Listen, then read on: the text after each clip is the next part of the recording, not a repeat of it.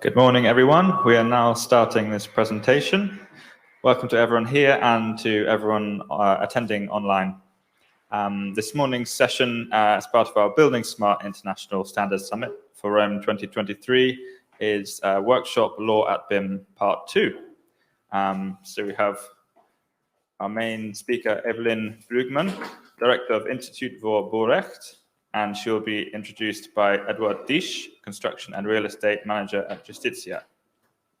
I'll just make you aware of our antitrust code of conduct.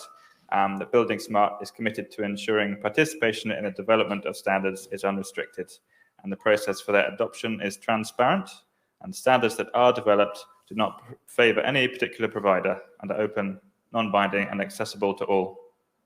For our online attendees, please use the chat function for your questions. We'll get to those at the end, and the same for everyone here.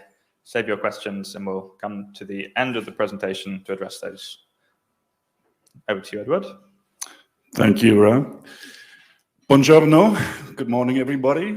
Welcome you to Sala L, which today is Studio Legale. So you're right if you're sitting here. My name is Eduard Dischke. I'm Vice Chairman of BuildingSMART Germany. And I have the honor to present our speaker today. To give you some more information, we are a group of 5 or 6 lawyers, transnational in Europe, originating from Switzerland, Austria, Netherlands, Germany, Norway, but we're still open for any more attendees which wish to join us.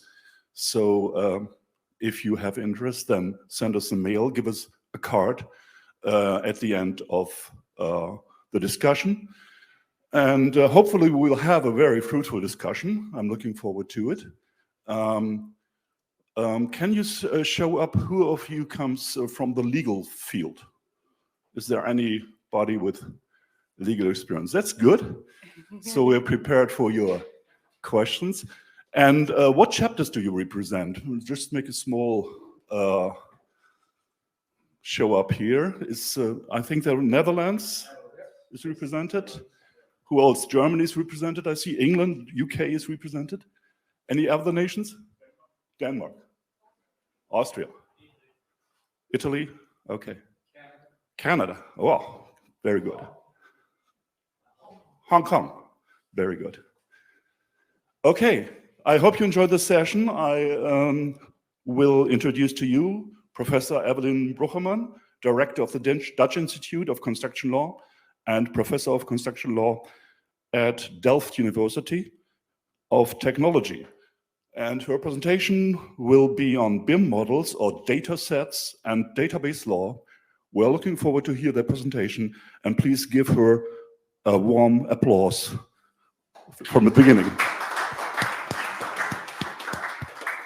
Thank you so much, Eduard. Okay, as you know, I'm a lawyer. This is really awkward when you're looking. I can better stand here. I'm a lawyer and most of you aren't. So this presentation will be about law, but I try to make it as accessible as possible. Forgive me if I'm saying something really stupid about the technical data aspects. Fortunately, there are a lot of Dutch people here. So I'm going to discuss a Dutch initiative, and maybe you can help me out with the standards and so on. You probably know it already, the initiative. So my presentation will be about BIM models and data sets and database law. So I will discuss first, I give a short introduction on the data and the law, and also why we focus on database law today and why this topic is important. In my opinion, in our opinion, maybe. And I will also discuss what this talk is not about. So just to make sure that we don't get lost in translation in all different legal areas.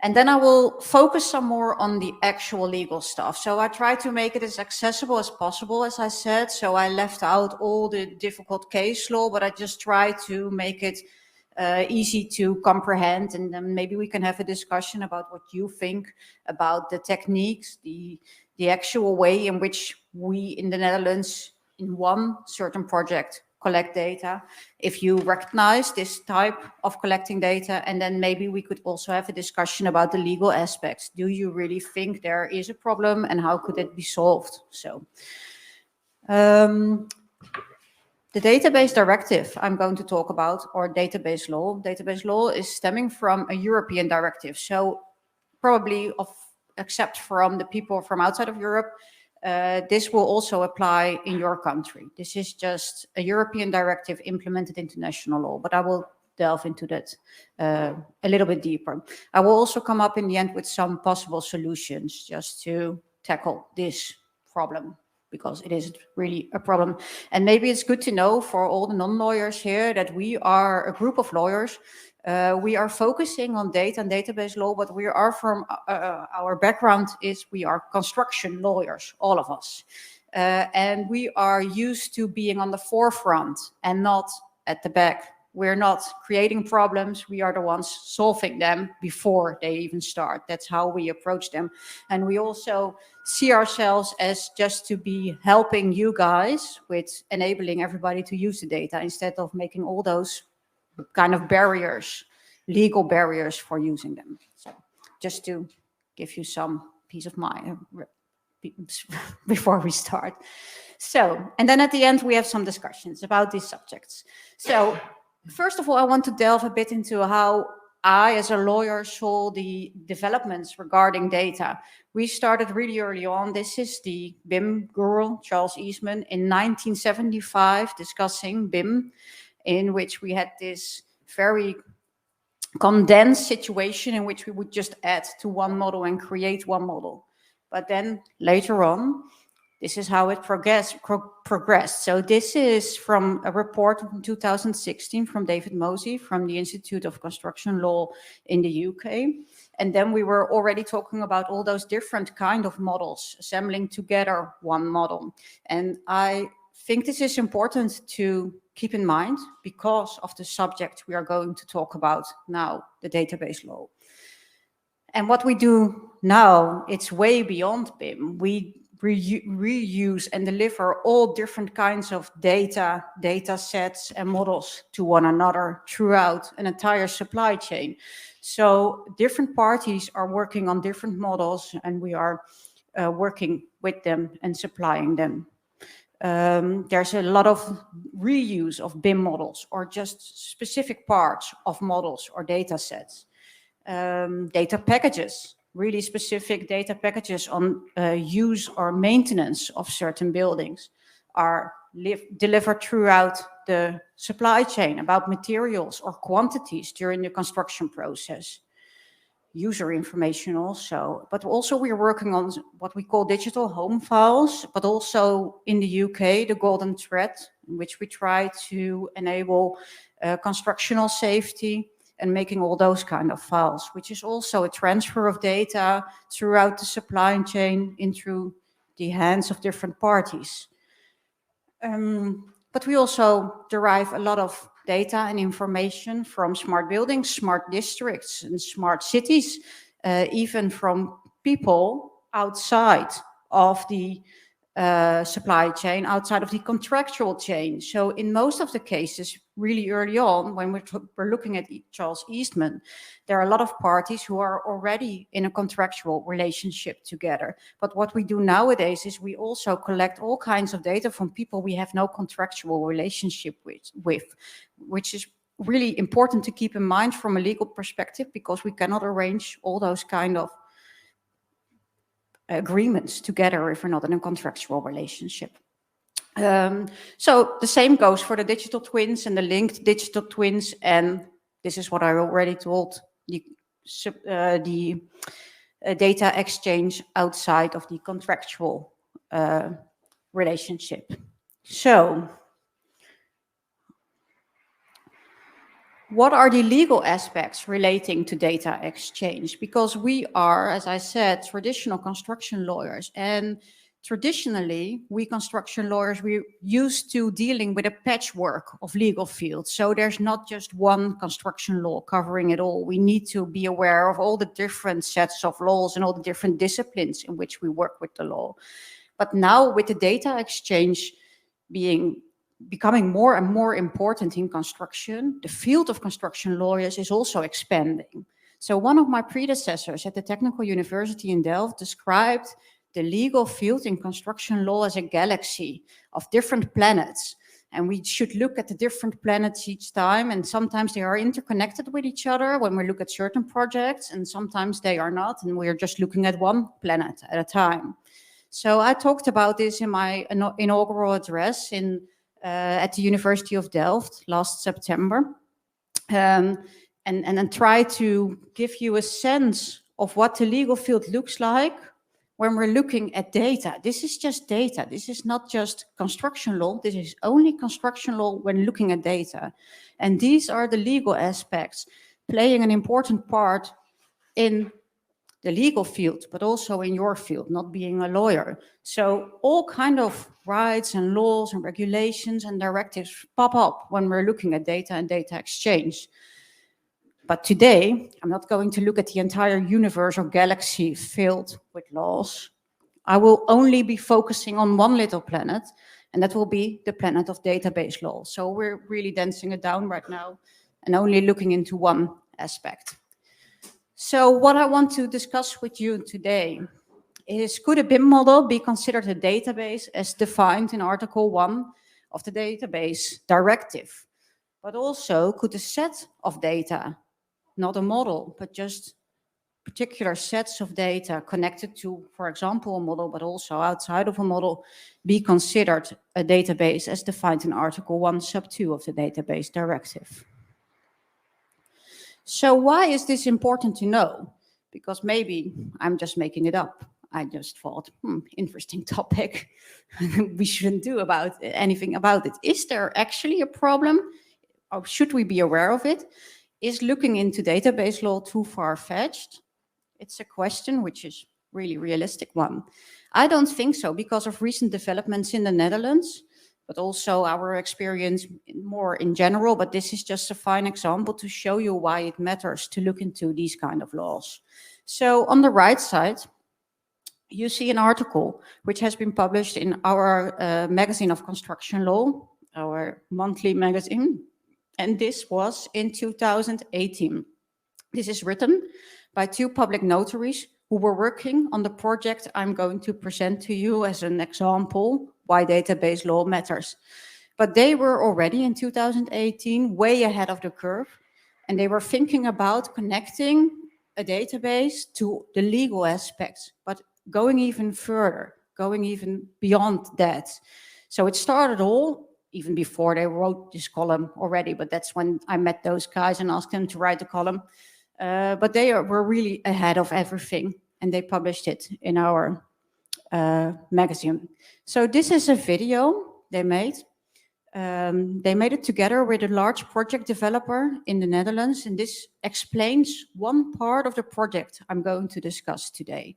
So this is the BIM Legal Initiative, and they were so kind, the people from BIM Legal, to make an English voiceover so you could all see this new project. I'm going to talk about a bit more than what is shown in the video, but it gives you a nice impression of what it is about, what the developments are in the Netherlands. And I think now you should. Buying a newly built dwelling is complex. Buyers receive an excessive amount of documents. These range from technical schematics to complex legal documents, such as the deed of division and its accompanying schematics, as well as the deed of transfer. For the professional user, the contents of these documents speak for themselves.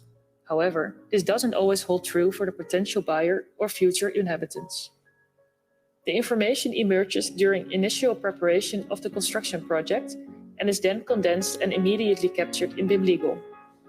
The civil law notary associated with the construction project enriches BIM Legal with the accompanying legal information, which can then be viewed via the internet. No more separate documents and schematics. Instead, everything can be found in one place, digitally presented in a logical manner. To showcase how this works, we use the Dutch project Landgoed Hoevestein in Vianen. Please watch with us. BIM Legal can be accessed via the internet and contains both the spatial characteristics of the location as well as the individual houses. We start with the spatial characteristics of the location. Private and communal parking lots, the maintenance strip, and the stand for the fire brigade. You can now see the placement of these elements and directly access the detailed information in BIM Legal, written in a comprehensible manner. Because the presentation is in 3D, the layout of the entire area can be viewed at a glance. The same goes for the building. In BIM Legal, the schematics of the division in apartment rights are immediately shown. The individual apartments are highlighted in different colors, whereas the communal spaces are shown in gray.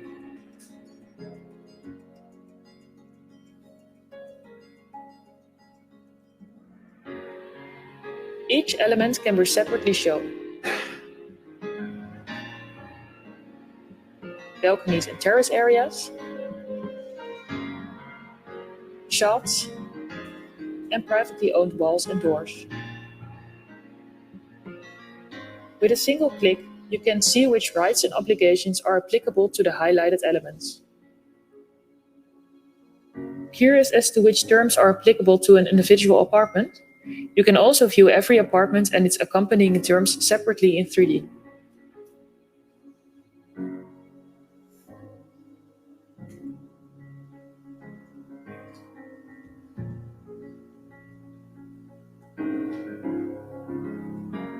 BIM Legal makes legal information easily available to everyone.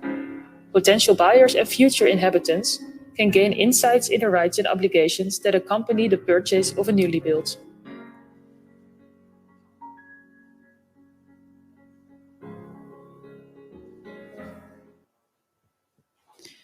So what you saw was the incorporation of the legal aspects into a BIM model. So what happens here is consumers, they can go online, they can click on their potential future property, and they can make changes, little changes, because it's a consumer dwelling. And then immediately the contractual legal changes will also come up. So the public notaries are here on the forefront, and they don't do anything afterwards. They just incorporated this already in the system.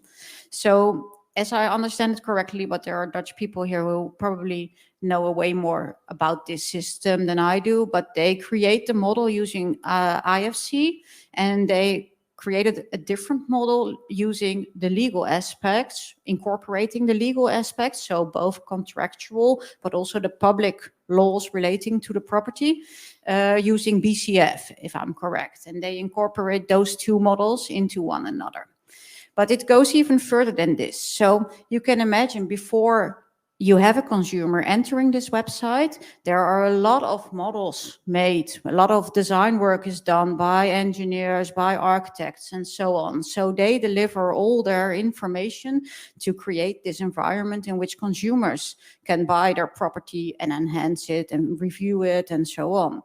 After this video becomes even more interesting, because what is happening right now, BIM Legal is now negotiating together with the public land register to incorporate this 3D model into the public register.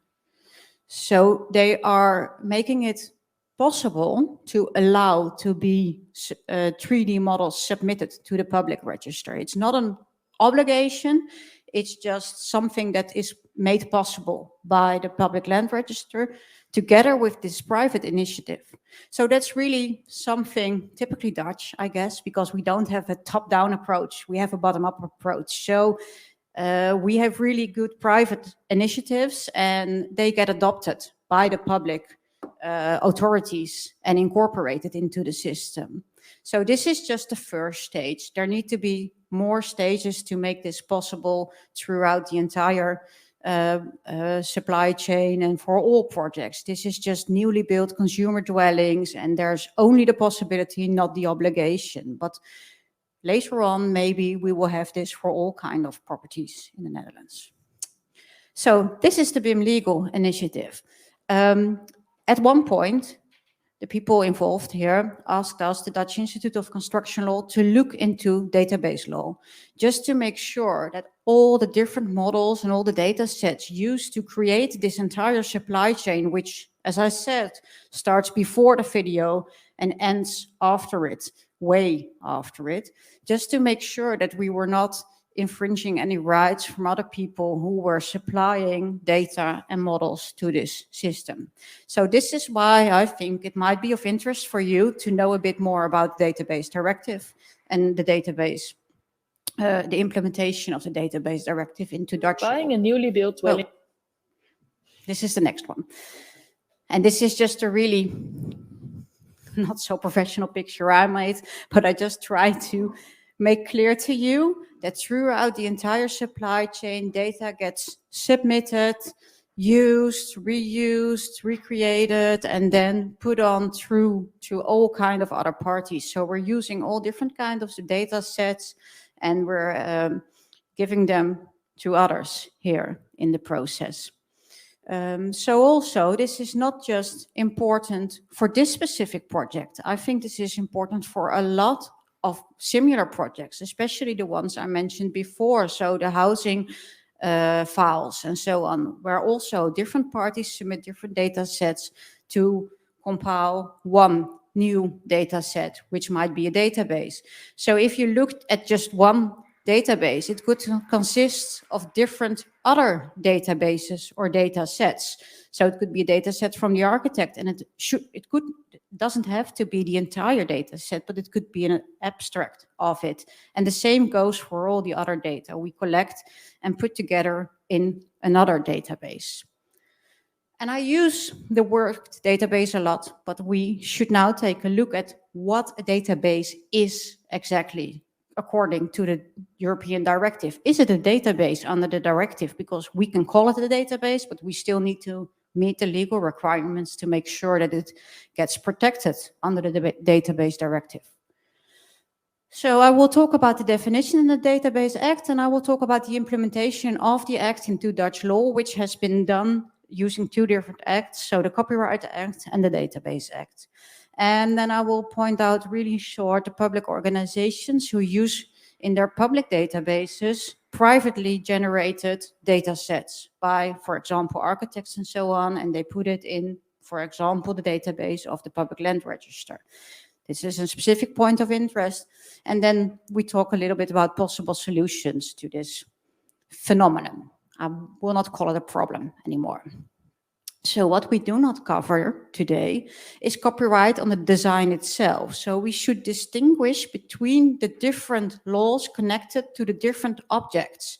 So there's this idea, this design made by the architect, which could be protected by copyright law, but we're not talking about that today. We're talking about, I should say this first, so that's every design that contains a minimum of creativity that is protected by copyright law. So the classical architectural design we're talking about. I'm not talking about that today. That's a different field of law. I'm just looking into the database, which could contain the design of the architect, but is not the design of the architect. It's just a reflection of the design, which might be protected under copyright law. So we need to distinguish between the different types of protection we can find in the different laws and the different legal regimes and different objects or subjects which are protected by those regimes. And I'm strictly looking into database law. So I would like to start with the database directive. So this is a really old directive. It's not new. It all began in 1996, and it was established by the European Union because of the use of a lot of CDs, which collected all kind of data and had databases in it. But we can see that it still fits the modern era, although they didn't imagine that it could be like this because it was in the early days of the internet. So this is a database according to the database direction. And I will delve into the separate elements which are stated here. So there are 4 aspects according to the directive which define the database. It should be a collection of independent works or data or other materials, arranged in a systematic or methodical way, and individually accessible by electronic or other means. And I hope you, as BIM data aficionados, already think, might this fit a BIM model, for example? So all these elements are often assessed in conjunction with one another. So 1 and 2, you cannot assess independently almost. So it should be a collection of independent works, individual elements. But also number 2 is also looked at in conjunction with element 4. So independent works need to be individually accessible. Otherwise, they are not independent from one another. So we will delve into the 4 aspects a bit more to discuss if they could fit a BIM model. So a collection, it should be, and this could be any collection of literary, artistic, or musical or other works, but also data, text, figures, facts, and so on. So it could be anything which is just a collection of, is one whole, an organizational unit of different independent data or works or elements and so on. So as said, you should assess this in conjunction with element number 1, but also element number 4. It needs to be a collection of individual elements, but you should also be able to assess them individually. So you should be able to retrieve them from the database in an individual way. And they should be arranged in a systemic and methodical way. So if you have a box of photos and you put it somewhere, that's not a database, because it's just a box of individual elements, but they are not arranged in a systematic or methodical way. So unsorted material is not a database. But they should also be individually accessible. So if you have this box of photos and you put numbers on it, then it could be. But then they are not really easy to retrieve, because you only can identify them by the numbers, and still then they are not a database. If you put specific elements, specific specifications on them, so you can identify them individually, as these are the pictures of my birthday, these are the pictures of my kids, then you have a database which could be searched by electronic means or in another way. That's really important. So there should be the possibility to access the system and retrieve the individual elements and to individualize the different elements. So this is what I said about the pictures. You need to know what's in it and how to retrieve them. Yeah, question. I'll just get your microphone.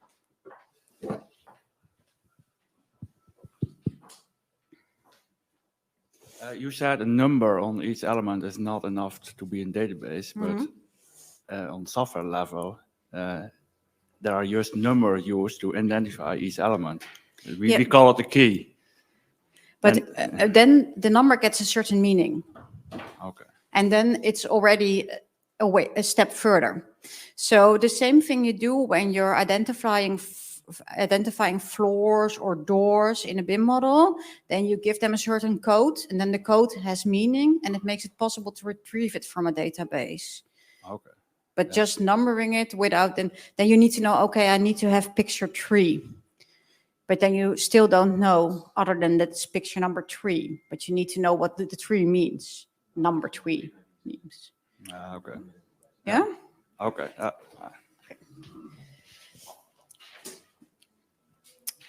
So the possibility to individualize an element in the database. So if we look at those 4 elements, and I already gave it away a bit, could this fit a BIM model? If we see all those different elements, and we know, I just tell you, that the European Court of Justice leaves a lot of room for broad interpretation. They really easily find something, a database. They really you meet these criteria quite easily, as long as it's not a box of photos and it's not only not individually accessible by electronic means. So I would argue that this might be fitting a BIM model. That a BIM model, not all, but some could be a database. We're still not there yet then, because there needs to be met other criteria to make sure it gets protection. But if you look at the different elements, a collection of data which are arranged in a specific way, which have meaning, which you can retrieve from the model, which you can look at and reuse and assess and so on, that could be a database. Also could be with other data sets, so not just models, but data sets which has meaning regarding maintenance or so on materials, just lists of certain materials, sheets filled, slides filled with all this information, which is retrievable by using a search system or so on, could be a database. So now we come to the implementation into Dutch law, because the directive has no direct effect in the member states, so you need to implement them into Dutch law. So we implement them in 2 different systems of protection, 2 different laws. And both systems added 1 element to the list of the 4 elements I just mentioned. So if you want to obtain protection by one of those 2 acts in the Dutch system, which protects databases, then not only the 4 elements need to be met, but also extra elements. So we implement them into the Copyright Law or the Copyright Act and in Database Act, providing database law protection. So we'll first look into the copyright aspect. Auteurswet, it is in Dutch, just to make sure we don't get lost in translation. So this specific aspect, this specific kind of protection only refers to the structure of the database or the arrangement in which the database is made. So if it is implemented into copyright law, and you need to have a certain, we'll go to the next slide, a certain way of creatively making the database. How did you arrange the entire database? And that does not makes you, if there are, for example, it's a database of literary works, then still the different literary works also obtain the classic copyright protection under the Copyright Act, okay? So if your database itself obtains copyright protection, then still also the different elements in the database, which form the content of the database, could also have copyright protection. But to obtain protection for the structure or arrangement of the database, you need to have to meet the originality criteria, which is the same as with architectural design. There needs to be an intellectual creation which meets the criteria, and this is just the essence of the criterion of originality from the European Court of Justice. So there should be creativity in it. There should be originality in it. So you could imagine, if we're talking about BIM models, we don't want to be creative at all regarding how we set up the database, how we structure it, because what we're talking about here today is standards. We do it in the same way every time, so we can exchange those models and data sets in an easy way. We don't want it to be creative. Otherwise, if we start naming floors in a different way or doors in a different way, our counterparts cannot read the design we made. They cannot identify what we made. So I think when we're looking at this kind of protection laid down in the Copyright Act, it doesn't apply to BIM models, or it should not apply to BIM models. Otherwise, we made something really artistic, which is in practice not really useful. So this is the copyright under the Copyright Act. But now we go to the protection of, I need to be a bit quicker. Oh, sorry, now I'm too quick. Okay, so is the choice or arrangement of the materials, is that creative? If we're looking at BIM models, probably not, hopefully not. So here's no protection for a database under the Copyright Act. But what if we look at the Database Act? Is there protection possible under the Database Act if we're looking at BIM models or data sets?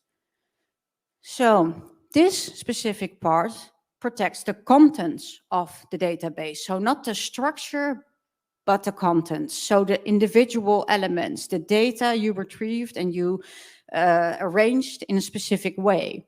And to obtain protection, you need to meet the 4 first criteria we already discussed. And then you need to meet the investment criteria to obtain protection for the content of the database.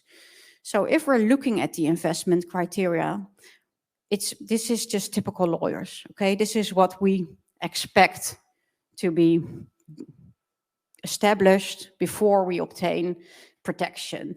It needs to be about the acquisition or control or presentation of the contents of the collection, and it needs to be, if it's qualitatively or quantitatively, evidence of a substantial investment.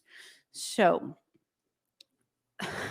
a lot of case law about this, and there are 2 really important elements in this definition.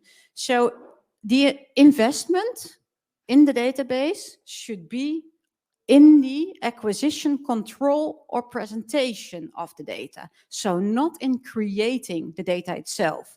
So there's a really famous example in Dutch case law, which explains that all the people selling houses and creating all this data on their own websites, just to make sure that the public knows what the specific elements of these houses are, they are not creating a database which in this way, because they are creating the data just as it is their work to just make sure that the data is present there so they can sell those houses for the consumers who want to sell their individual houses.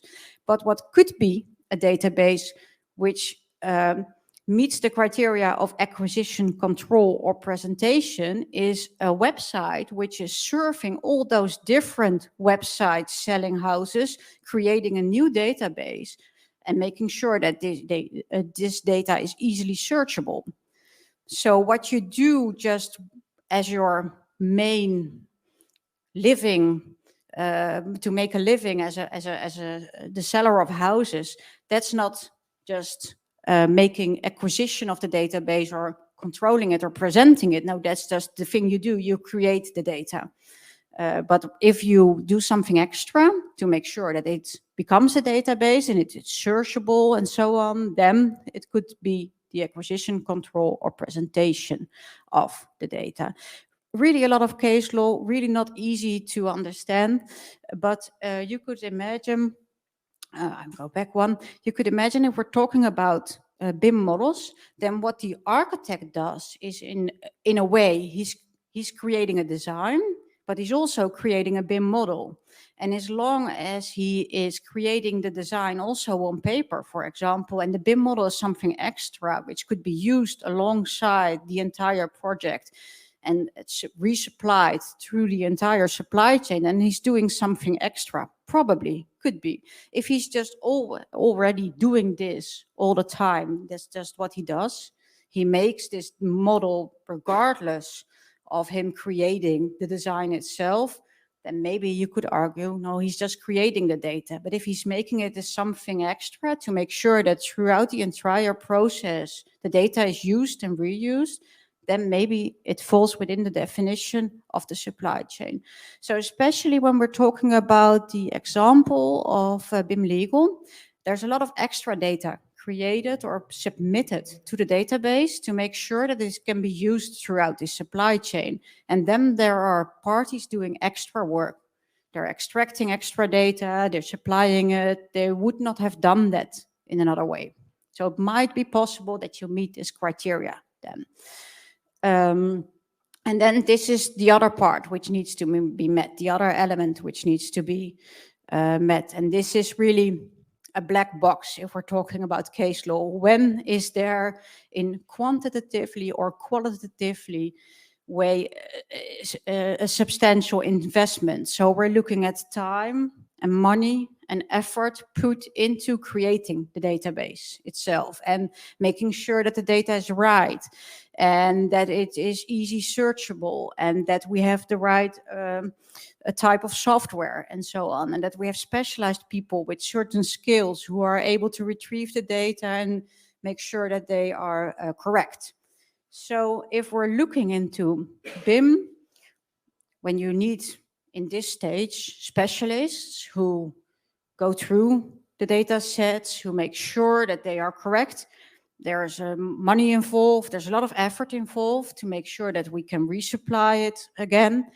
It might be something we could reach, this element, that we could obtain protection if we reach both elements. So there's no creating of data, but there's acquisition, control, or presentation of data, and it's a lot of work. There's a question, Nick. You keep saying protection. Sorry, I'm not a lawyer.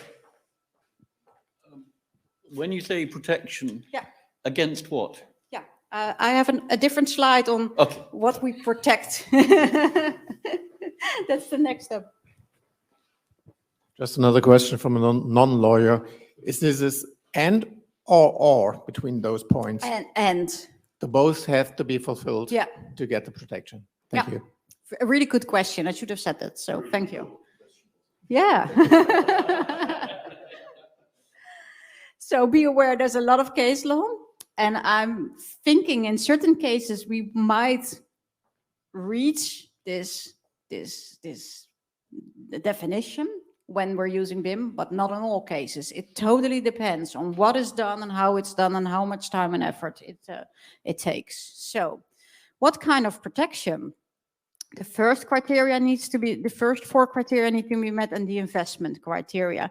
And then we're looking, this is just to sum up the effort, the money, the specialism, and so on. But then what is protected? It protects, and here it gets a little bit legal again. This is implemented into Dutch law in a different way than it is in the directive. So the directive mentions the manufacturer who gets protection, and the Dutch law uses the word producer to protect. So in one way or another, you could argue if these are different things or not, but in really legal discussion, but these are the ones. If you're looking at the producers, is the one who's bearing the risk of the investment, and if you're looking at the manufacturer, is the one who's taking the initiative. So there's a difference in who gets protected, and we're still not totally clear how this works out in the Netherlands. Maybe it's different. I think most countries just literally implemented the directive, but we did not. So this is the question Nick asked. What are we protected against when we obtain database protection? Then we are protected against the retrieve or reuse or the transferring to another medium of the database in a repeatedly and systematic way of a substantial part. So retrieving or collecting the entire database or substantial parts over and over again. And consulting it, just looking into it, is not an infringement, but transferring it, amending it, reusing it, and so on. If it's a substantial part, that could be an infringement. So still not a problem. We can find solutions if you think you are creating a database and you want to transfer it, and you don't want to you want to make sure that people who own these rights are not infringed in their rights. But this is what we protect against. So then there's one special point of interest. When we're looking at, I'm almost at the end, so we're almost there. When we're looking at databases, and especially the example I gave about the BIM legal initiative, there's one specific element. We are transferring privately created data into a public database. And what we see is an increasing call by governments to be open about the information they have in their public registers and to enclose this information. And there are many acts already in the EU wanting the governments to open up and to give the public access to their public databases in an easy way. So there might be the possibility that a lot of the information in the public register is collected by private parties and transferred to the public register. And they have, or might have, commercial interest in collecting the data, and they might submit it to the government, but they also have an interest in exploiting the database they created themselves. So here we see the tension between the call for open public data and IP rights, like database rights, but also just commercial rights of private parties who are attributing to public databases, which we will see way more in the upcoming years if public parties are enclosing data in the way the BIM legal initiative is going to do. So in certain things, what a government does, if they are doing the thing they ought to do as a government and close certain information, for example, the Chamber of Commerce, they need to make sure that the public has access to certain information, then the public tasks eliminate the IP rights resting on the information submitted. But you could imagine that if the public land register encloses more information than is necessary according to their public task, that they might infringe IP rights in some way. And still not a problem. We could still arrange that, but it's something to keep in mind. So now I come to the possible solutions. Because how can you tackle the issue of database rights? So the first thing is to be aware, to make sure that you know what data you use, where it's coming from, and where you're going to submit it to afterwards. And then you need to make contractual arrangements. So you are obtaining data from one party, you know you are going to use it in your own work setting, and you are going to submit it to a contractor or another party along the supply chain. Just make contractual arrangement about it. If by any case we use a database which has database rights resting on it, can we arrange that I can use it and submit it to another party? If you just make these kind of arrangements, no problems arise. You don't want to be in court later on for people who say, I arranged it, I made this database, and you just sold it to other parties.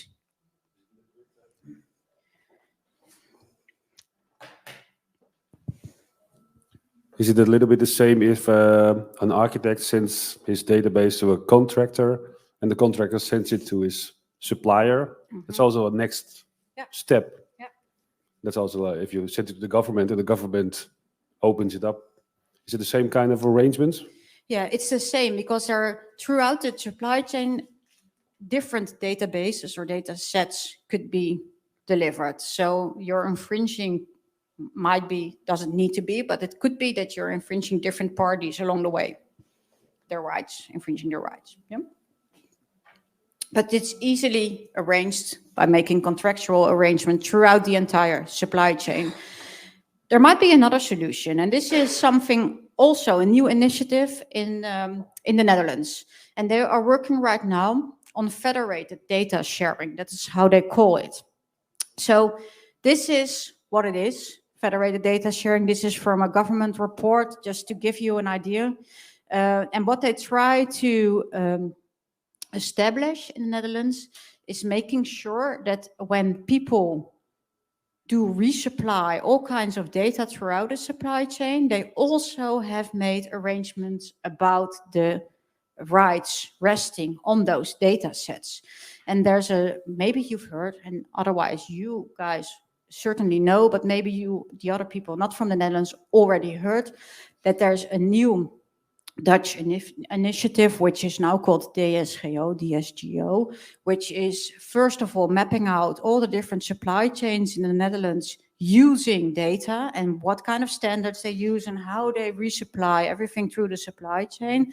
But they are also looking into a federated ecosystem of data sharing with, and that is really important, underlying agreements. So if you want to be part of these supply chains and resupply all kinds of data throughout the chain, you can only be part of the chain and using the specific techniques and standards and so on, if you also agree to the underlying agreements, the legal agreements about what to do with the different data sets. And this could be, but I'm happy to discuss this with you all, this could be also a solution for rights resting on data and also database rights resting on data. But the system is still under construction. If you want to know more, they have a really elaborate website and you can put it through Google Translate. It's really interesting what they are doing because they are mapping out everything that's happening right now in the Netherlands in a really consistent way. So it's inspiring to see, and they are now working on the underlying agreements throughout. I'm here from this, I'm working for this project right now. That's why I'm here. Okay, so if you want to know more.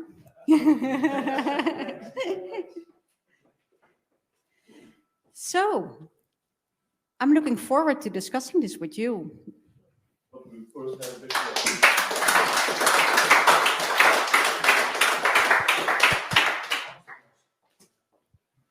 Thank you very much, Evelien, for your inspiring presentation. And I hope for many questions, the first 5 persons will get a personal law diploma at the end of the discussion. Nick, you're first. I'm particularly interested in situations where there isn't a contractual relationship, because if you have a contract, you can put any number of clauses in. And it seems to me there are 2 situations where there's no contract. One is with regulatory bodies. You have to submit all your building information to get the permit. And they will hold that information. They will publish some of it for city planning and for consultation and so on. And the other situation, which actually worries me more, is the manufacturers of products. Because I, as a owner of a building, when I buy a product, I want the information that goes with it. The manufacturers don't want to give me all the information. They say you can come back and ask anytime if you need anything. And there's no contract, it's just an ordinary sale, maybe through a subcontractor or a contractor or whatever. And how does this law affect when you purchase goods? Are you entitled to the data that goes about those goods? That's the other way around. So the question is, are you entitled to the data which should be submitted with the goods you purchase? And what I'm describing here is, okay, you obtain the data, and what are you allowed to do with it throughout the entire chain? So I don't know what it is in different countries. I don't know if there's EU law on what you need to submit as a supplier. I know in the Netherlands, it's really limited what you need to submit. And we have a new law coming, which for contractors has a certain, but not mandatory obligation to submit information about the project, not even data, not even digital, but maybe manuals or so on. That's it. So I don't know what the situation is, just the other way around. This is the situation in which there is data supplied, and then the question is, what can you do with the data? Yeah, and regarding the public information, that's really, if they are enclosing information, they need to enclose as a public entity, then there's no infringements of rights, because then the government's obligation to publish this information goes over the IP rights. But if they are publishing more than they need to as a public entity, then there might be a problem. Thank you. Thank you. Any more questions? Please, can you tell us your name and your function then at the beginning? Jan Karlsson, Danmark. Gravikon and Sydney University. Yeah, kind of interesting stuff. I'm not a lawyer, so this is another aspect, whatever. But BIM is, I think, for many people, it's about collaboration. Kind of, we should share data as most as possible. We can benefit from other parties' data and so forth. So it's an easy way to establish that because, as Nick said, it was also about protection against what kind of is it misuse, or kind of how could we do? What about the IPD contracts, kind of integrated project delivery, kind of is a easy route to share the data with within the team, or whatever kind of. Or are there any obstacles that you have to be aware of? Because in the team, I hope people will be willing to share as much as possible. Yeah. If you're just in a contractual relationship, especially in IPD or something, then you can just make arrangements about the data you submit to one another and what you're allowed to do with the data. It could be different when one of the parties in the team is using the data they obtain during the project to make an analysis for future projects or use it in future projects. So they are extracting the data they obtained within the team, within the collaborative situation, and using it for other purposes. Also not a problem, just make a contractual arrangements about it beforehand. That's it. It's just 2 or 3 clauses and then you're set. Yeah. Another question, please tell us your name and your function. Hello. Further to Nick's question about manufacturer's data, I wonder if it would be legally enforceable. In our commercial construction, it's normal to create documents that become a contract. Could we include a clause that obligates the supplier by contract to provide the information that we want and release from us any claims to be able to use the data that we want, rather than face legal claims afterwards? Yeah. In fact, we do this all the time when we're using EIRs. We're just setting data requirements. We want to obtain information about the things that gets built and so on. And along with it, in BIM protocols and so on, we have these specific provisions regarding the rights resting on the data. So it could be, the only thing is, this is just a legal solution, but you need to have a counterpart which is willing to cooperate and release the data to you, or otherwise he won't work with you. That's a possibility, but there's no legal solution to that. One question from myself. You mentioned courts also before. Let's imagine there would be a litigation case between 2 parties, maybe on the question of does that fall under the Database Act? How do the courts decide this? Have they the expertise to say this is a database and it is protected under database law? Do they have even the technical means to decide on this? You would be surprised if I see the Dutch cases on this. It's so elaborate, so detailed about what they obtain on technical information about the working of the database, the way in which it's used, which techniques are used, how much it costs, how much manpower it takes to create it, and how specialized people need to be to create the kind of database. So it's really nice to read those court rulings because they're really detailed. Yeah. Okay, thank you. I can introduce you, my colleague Jörg, architect from Cologne, buildingSMART Germany. Yes, yes. As you mentioned, I'm an architect, and this morning opens a new field from my point of view, and I'm asking myself, I'm the generation who put away the ink pen and started with the mouse. And that means my whole architectural life, I was producing data. I didn't call it data, it was digital drawings. Now I got aware that since I'm modeling, I'm kind of a database. So what I'm asking me myself is now, what have I been doing in the last 20 years?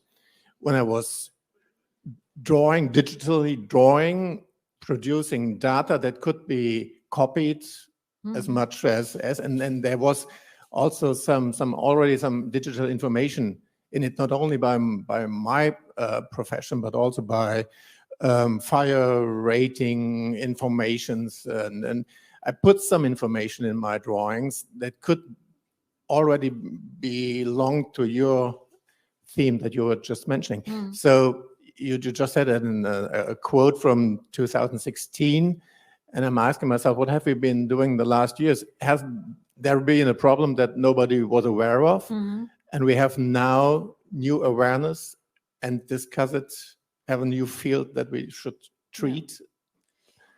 Most of the time, this isn't a problem at all, because people are willing to collaborate, and they just really easy in letting go their databases and supplying it throughout the entire supply chain. But the problem arises when people see that their original database is being monetized by third parties because it gets delivered through the supply chain. And that's what you don't want. You don't want a problem. So be ahead of the problem and arrange it beforehand. That's what I'm trying. So most of the time it will not be a problem, but as we start progressing in data sharing, especially in data sets, and this came up during one of the first sessions we had as a Law at BIM group, when there were people from Siemens who obtained a lot of data and said, there are certain suppliers who are interested in certain data sets we have. We have a really interesting databases. Are we even allowed to resupply them to other parties? That's a really legitimate question. What do you do with time, money, effort invested by other parties into arranging data and obtaining data and creating it and making sure it's correct, and then you just deliver it to other parties who didn't do a thing to make it such a beautiful data set? So I think the problem arises more for other parties than for architects.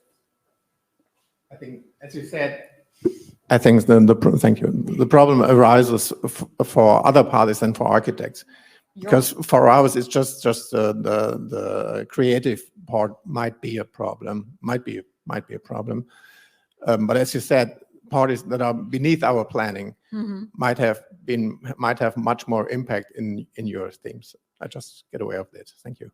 Most probably you're the first one in the entire chain, and then it gets delivered. Yeah. So don't mix up your design drawings in your photo box. That would be a problem. Another question from here. Morning, Chris Miller from Royal Haskoning DHV. You've talked a lot about protection of databases. Typically, lawyers and engineers only interact when there's a liability issue.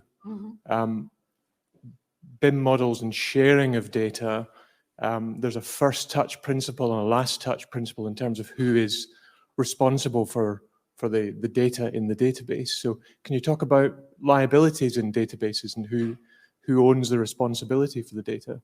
You mean regarding the correctness of the data in the database? The correctness of the data, yeah. Okay, so that's a different subject. Then we're moving to another kind of liability, because this is just the infringement of the database laws resting on the entire set itself, regardless if the data is correct or not.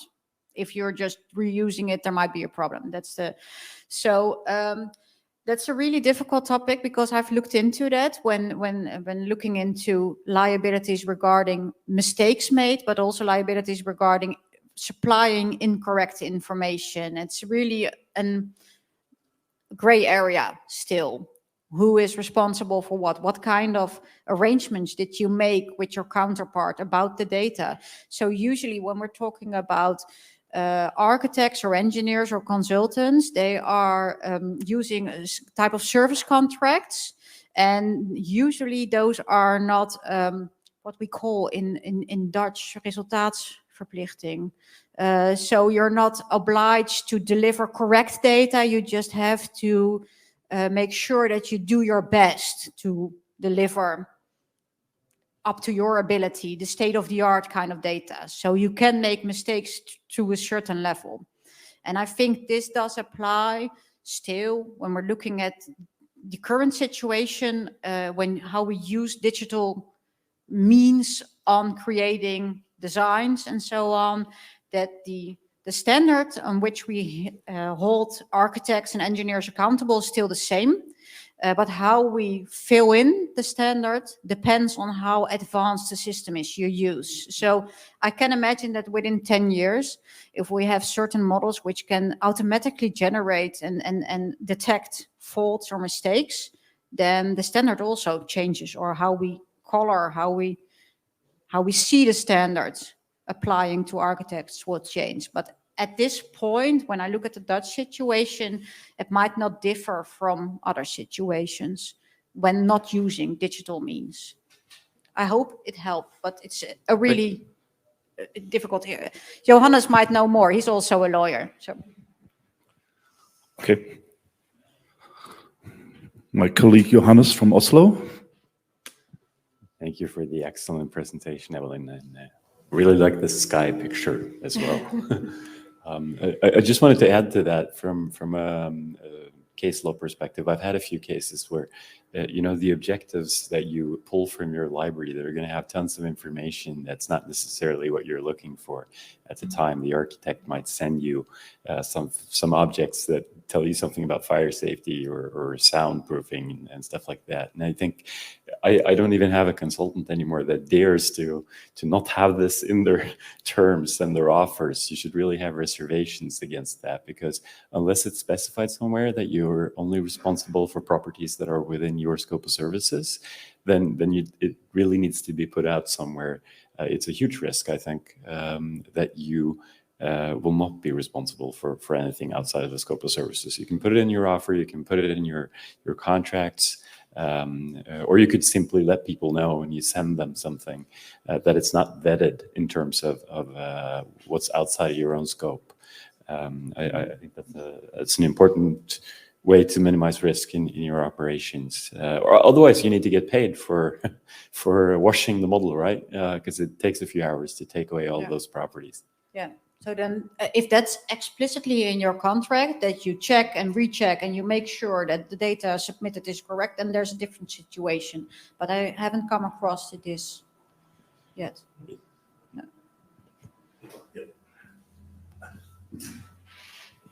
So if you use a common document environment online, then you give access to somebody with an email address, and then he can access all the data. Yeah. But without having a contract with the client. So maybe somebody who's also involved, not having a contract, sending the model of the architect to a public website with pictures of, and you don't want it, then there's no contractual relationship with the guy who is having access with his email address.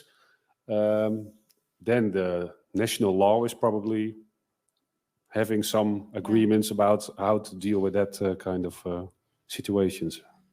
Not specifically about data. So I recognize the situation you're sketching right now.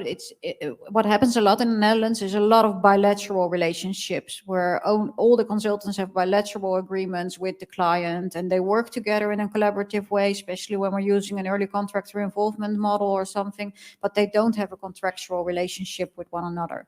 So what we sometimes do is we use a coordination agreement, and it's the same also with a BIM execution plan. So the BIM execution plan is the digital coordination agreement we use, and probably there's something in the old coordination agreement or the BIM execution plan stating about the use or reuse of the data. But if the BIM execution plan is not involved in the contract with the guy or woman who's having access, so there's no formal agreement. You need to make sure that everybody in your team agrees to the same set of rules. Yeah.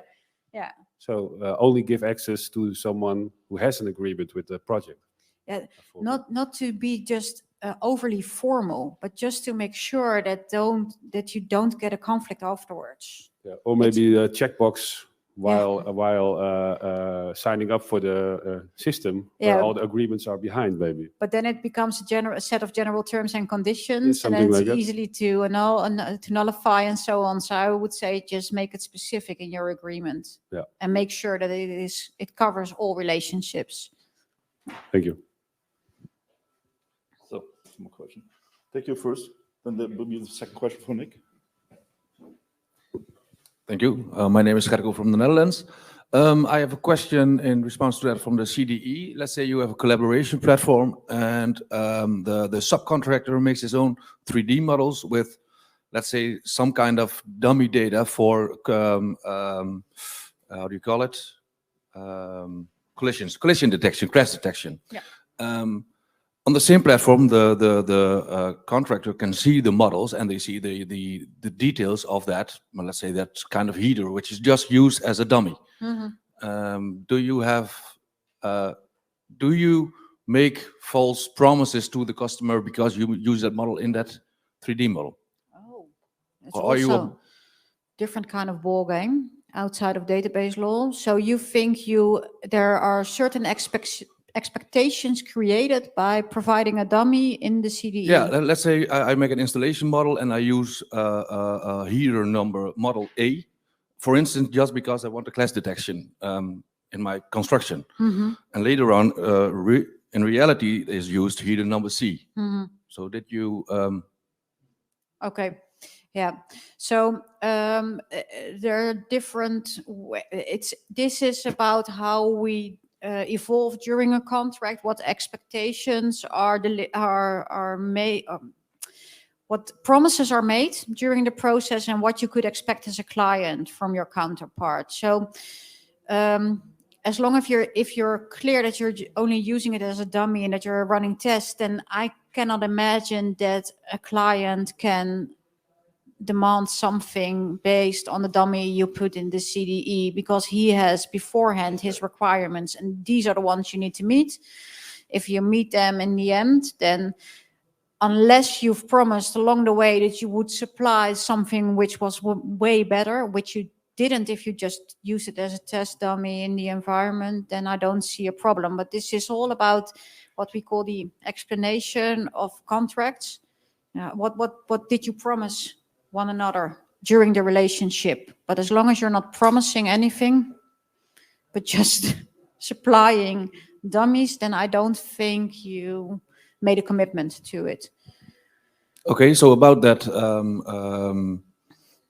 how do you call it? Verwachtingsmanagement eigenlijk of the is it opt-in or opt-out? It's usually okay if it's not in a contract. You can't expect that from us, or is it the other way around? You didn't say I couldn't expect it from you, so I think you should deliver that model.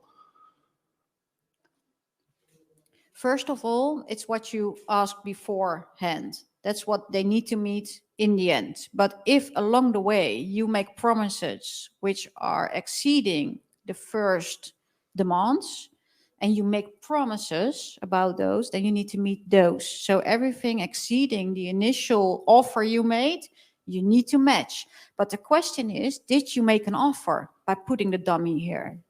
And did I make a promise by putting it in my model? I'm sorry? Did I make a promise by putting it in my model? Yeah, that's the question. So that would be stuff for lawyers. I'm sorry. It depends on what you That's did. why I'm asking. Okay, thank you. We'll give you our contact data afterwards.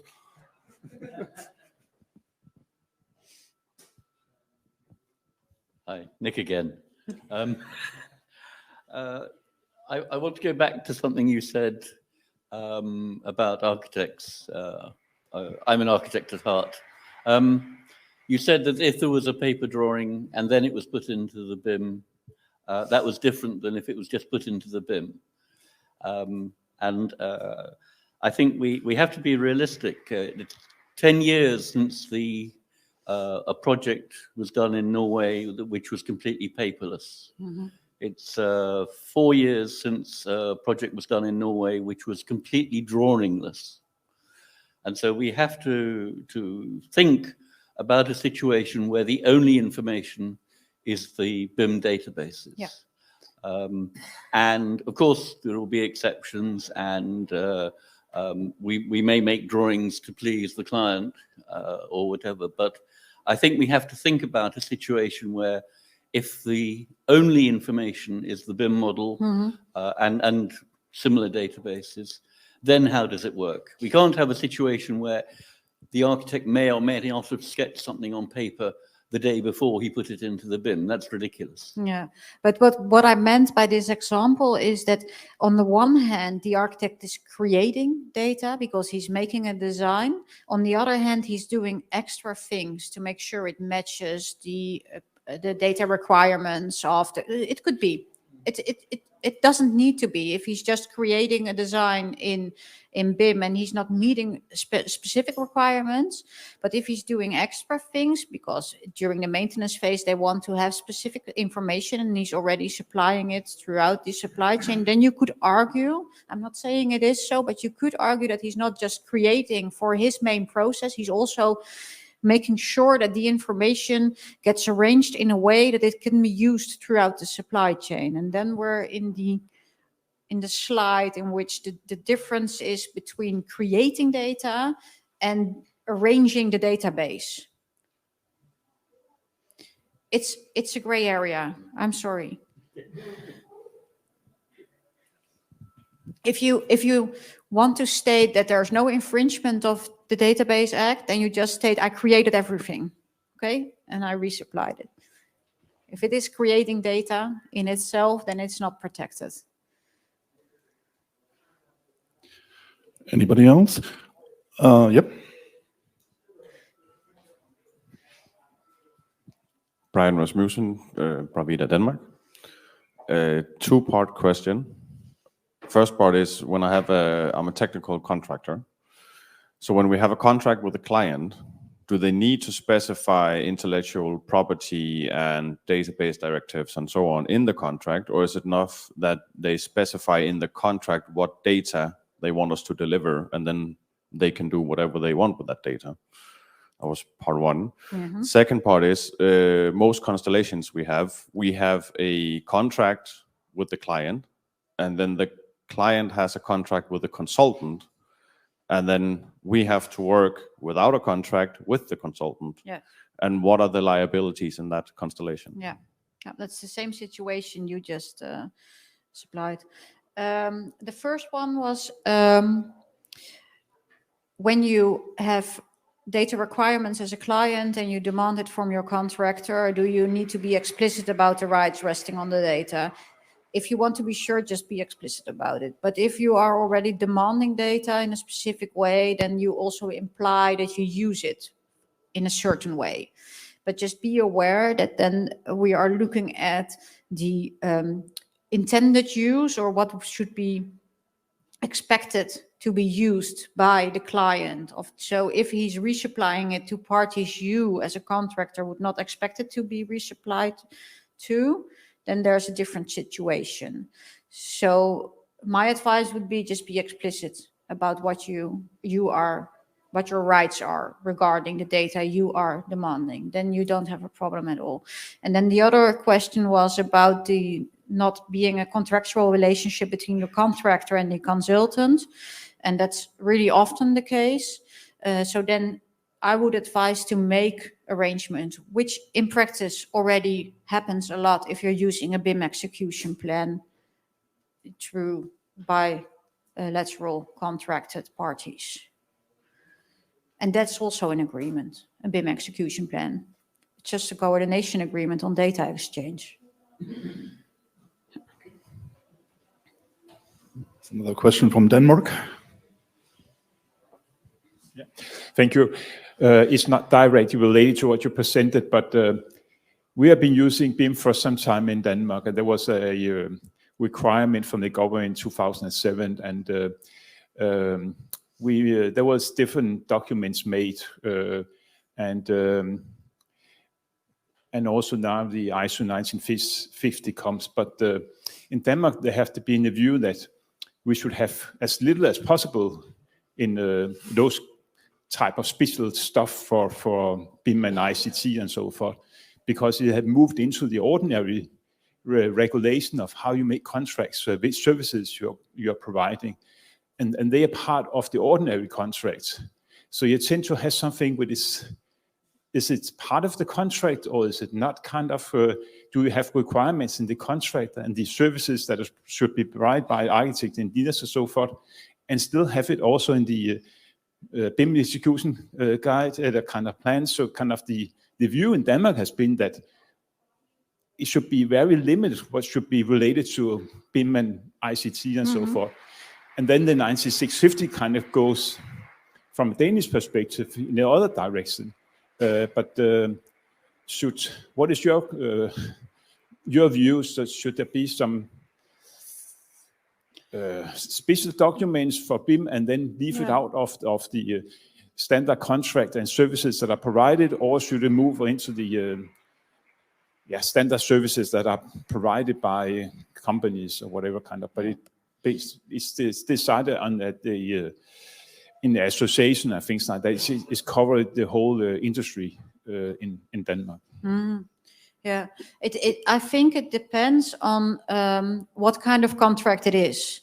So what I see with the large governmental agencies who are using integrated contracts and just stating their data demands when they're putting out their project for tender, then it's just an information request they have, which is part of the contract. And they are not interested in BIM execution plans or protocols and so on. They just say, you handle the stuff yourself, and these are our data demands, and we'll see them at the end of the line. That's it. But it's important that when you're working in bilateral relationships with parties not contractually related, that somehow you also make arrangements about the data deliveries in this chain. And this is when I think you need an execution plan or whatever you need it, name it, just to make sure that throughout these relationships, the arrangements are made. But otherwise, I agree, don't make it a pile of agreements on data and processes and so on if you only, as a client, wants this specific data at the end of the line. Don't mess with the execution plan and all the procedural aspects regarding the data process. Does that answer your question? Because you're looking a bit. Kind of only partly kind of the idea in Denmark is that it should be as small as possible because it's also described that the architect should make a class detection or whatever. It should be models. The BIM models are in the contract that what is architects are expected to deliver. It expected then that engineers are developing BIM models and so forth. So kind of there's a concern that there's an overlap between the standard services that people are providing and what's described in the BIM execution guide. So then I can imagine the overlap is in the process description, the process of getting the data. Yes, that's something I can agree upon. Yeah, that's I agree. When you also have ISO 19650, you don't need to handle this separately if you just agree on that one. Yeah. Okay, we have 5 minutes left. Nick, it's last question for you. I just wanted to pick up on 19650. When I wrote the 1192, which was the basis of 19650, we introduced the phrase information container. Yeah. And everyone thinks that means drawings. But actually, we defined it as being drawings or documents or models or parts within them. So within a document, you can have a paragraph, and a paragraph can be an information container. Within a drawing, an old-fashioned drawing, you can have layers, and a layer within a drawing can be an information container. Within a BIM model, an individual object can be an information container. And so we tried to set up a set of rules which would span from the old way of doing things all the way through to the use of databases that we're only just starting to see being done. And I think the point that Jan was trying to make was, why do we have to treat BIM data as different from any of the other artifacts we make? And with artifacts, you mean information you supply? Yeah, because it's data. The thing it is digital. You can search it easily. But you can search a document. You can search a drawing. Yeah, but in a different way. That's the. We lawyers, we wrote a lot about the difference between data and the old way in which we supply information, and it has extra value if you have it in a digital way, which is easier to search, which is easier to transfer. It's different when you need to hand over a book each time throughout the supply chain in paperwork than when you can just submit data and rearrange it and supply it. No, It's you nonsense. don't agree? Nonsense.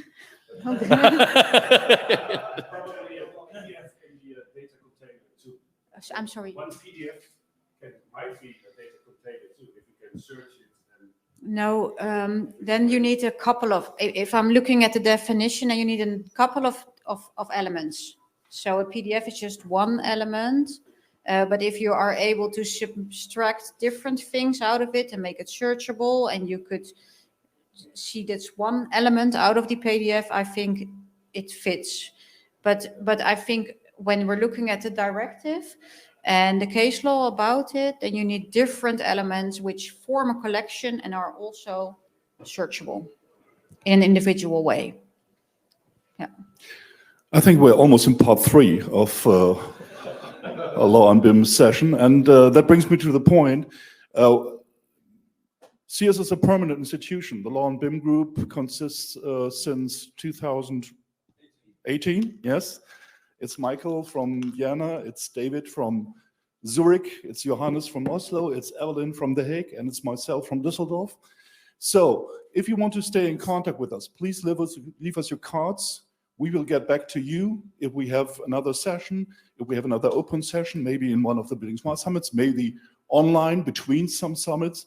So please do yourself a favor, do us a favor, and give us your contact data so we might stay in contact with you. I thank you very much. Please give again a big applause for our presentator.